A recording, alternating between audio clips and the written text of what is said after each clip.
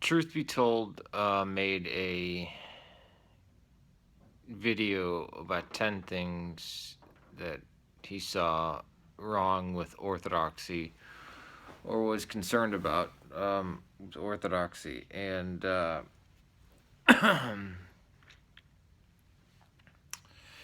before I could watch it, I said, I'd find things, that I have issues with, such as um, monasteries running roughshod over certain jurisdictions, and the negative influence that has crept into the monasteries and then 500 years ago and then spread.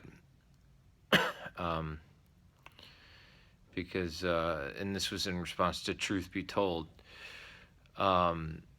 But I don't like diagnosing people, but after speaking with multiple Eastern Orthodox Christians, I've been Eastern Orthodox for over 10 years now, and people ranging from lifetime long Orthodox to people who have been converts for only a year, as well as various jurisdictions of the Eastern Orthodox Church, even the most fundamentalist schismatic groups, will have nothing to do with the man who calls himself Truth Be Told. Now, what should be noted is that his 10 issues with orthodoxy, he cites all of his sources come from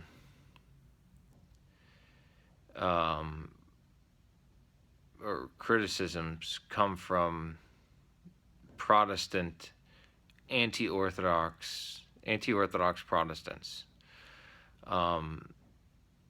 who strawman the hell out of orthodoxy, or criticize the Orthodox Church for things that don't appear within orthodoxy.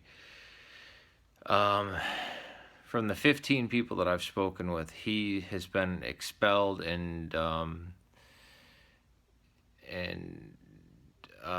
stricken by almost every single group that calls itself Eastern Orthodox, even the schismatics.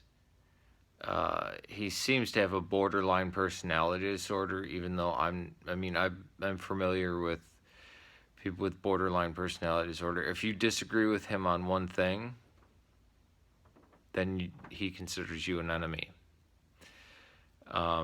His knowledge of Eastern Orthodoxy is, the Lutherans have a better idea of what Orthodoxy is, because they still hold to, the importance of the Eucharist and baptism and things like that, which is quite shocking that a Lutheran Missouri Synod pastor would have a better grasp of ancient Christianity than Truth Be Told. But if you just disagree with Truth Be Told on just even a minor thing, he will personally attack you.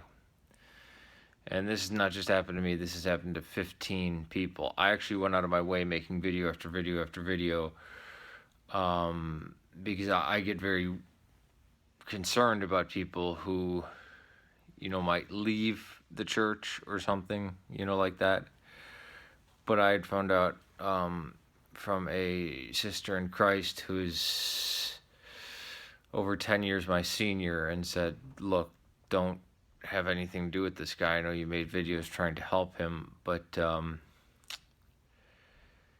he's been told not to come back or contact many Orthodox parishes, whether they be schismatic or canonical. And his criticisms of orthodoxy in his video, 10 things, even though he says at the beginning, I'm still Orthodox, but but these are some issues that I have. And 80% of them have nothing to do with orthodoxy. They're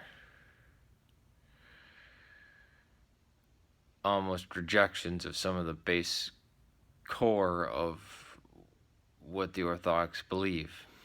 And it appears that he is borderline personality. He disagree with him on one thing, and you're out. He will respond with vitriol and anger and disown you. And you can ask around within the Eastern Orthodox community. This is not somebody who represents Eastern Orthodoxy, nor should be interacted with. Gambler is no longer on here. David P. Witham is no longer on here. I'm pretty much the only one that's still on here that's vocal, although the Orthodox Lunatic is a good source.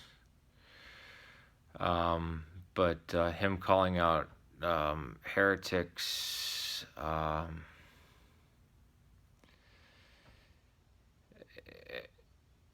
heresy is a big charge, and so is anathema, and so is calling somebody a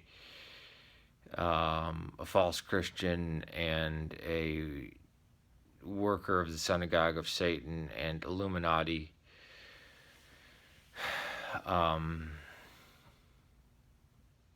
I tried my best bending over backwards. You can see the videos that I did for him, because when anybody says, look, I'm trying to understand Orthodoxy, I have these issues, I will do my best to help them with that.